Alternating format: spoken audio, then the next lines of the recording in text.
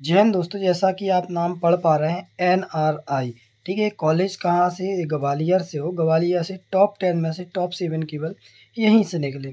ठीक है, तो अब हम आपको बता दें कि परीक्षा कैंसिल कैसे हो सकती है, क्यों नहीं हो सकती, क्यों होगी और क्या इसकी प्रक्रिया रहती है।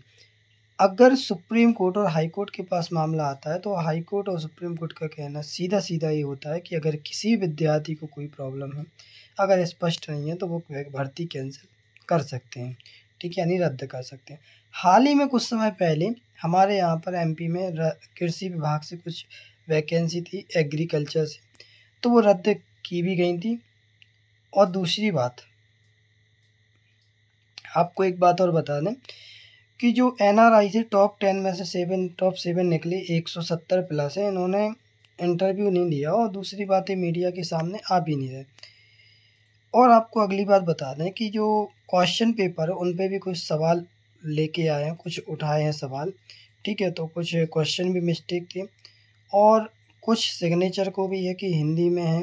ठीक है, सिंपली सिग्नेचर है और फ़ोटो को लेकर भी है प्रॉब्लम।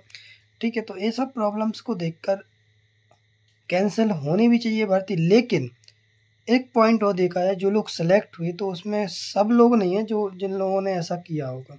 ठीक, कुछ लोग ईमानदार भी हैं और कुछ अभी न्यूज़ है मुरैना से, तो मुरैना से दिव्यांग, जो कानों से दिव्यांग हैं। ठीक है, तो वहाँ पे 16 लोग सेलेक्ट हुए विशेष जाति के। ठीक है, तो वहाँ पे भी एक छोटा सा सवाल खड़ा होता है कि आखिर एक तहसील में केवल एक ही त्यागी जी है शायद, है ना, तो वहाँ से इतने लोग कैसे सेलेक्ट हो गए। ठीक है, तो वहाँ पे भी एक सवाल बनता है।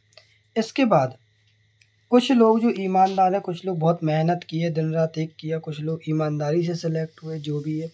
ठीक है, तो उन लोगों को अब नुकसान नहीं होना चाहिए।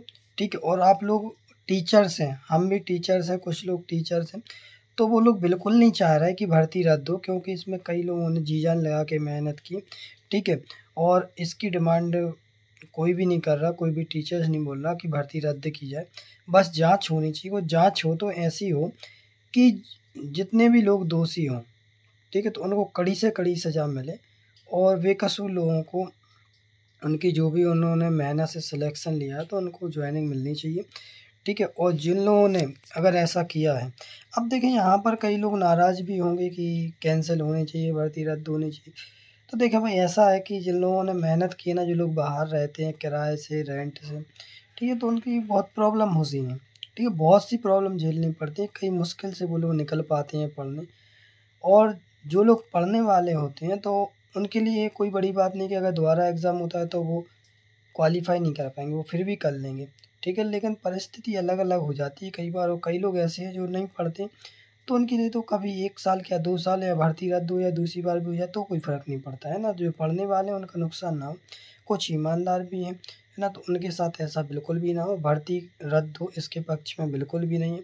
लेकिन इससे ये प्रभाव ज़रूर पड़ेगा कि जो भर्ती होगी तो उसमें बहुत सतर्कता बरती जाएगी और अब ऐसा नहीं हो पाएगा। तो कल जो, यानी आज ही 17 जुलाई को जो वहाँ पे नीलम पार्क में भोपाल में स्टूडेंट इकट्ठे हुए, तो उन लोगों से भी निवेदन है कि आप लोग भर्ती रद्द के लिए ऐसा कोई ना करें।